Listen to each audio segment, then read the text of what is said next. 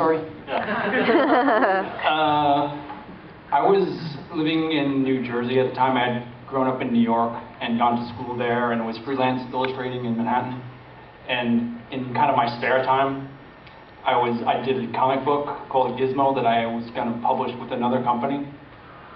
So I saw an ad for the first issue of the Turtle book in the CBG, and I had sent a letter to either Pete or Kevin, I don't remember which. You'll have to look into that. And because Pete's got everything, he doesn't throw anything away. So I said, you want to trade issues. When mine comes out, I'll give you an issue of mine, and when yours comes out, I'll get an issue of mine. So I get a letter back from Pete or Kevin saying that they wanted 2 copies of mine because there was 2 of them, and so I made out on that deal.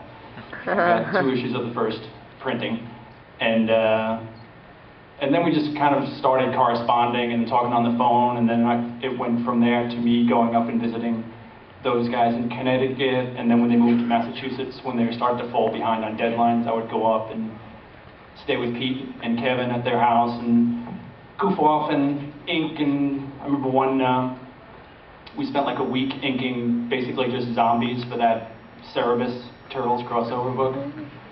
Interrupted by what Jim says, you can't work too hard without like a dart gun fight or something like that going on. It was like, you saw that clip there of that party. That's pretty much what you think that's what they were like. That is exactly what it used to be like.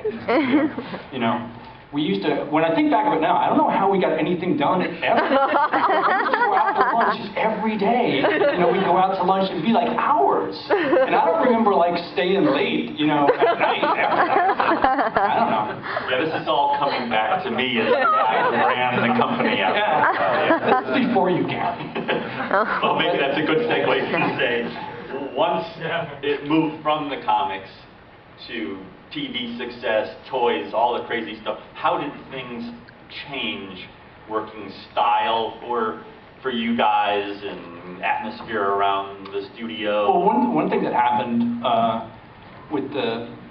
as things got crazier and crazier, Kevin and Pete's time on the drawing board was just next to nil. They just could not handle it with all the approvals and stuff that they had to do. So there was a big common studio that we had where each artist had his own space, and there was room in the middle for the skateboards and the basketball hoop and stuff.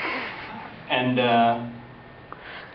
then as things got even more crazy, Pete bought the building. Yeah, he bought a building in downtown Northampton that we all moved into. We all kind of got our own separate offices then, which was kind of like a strange trend. It was kind of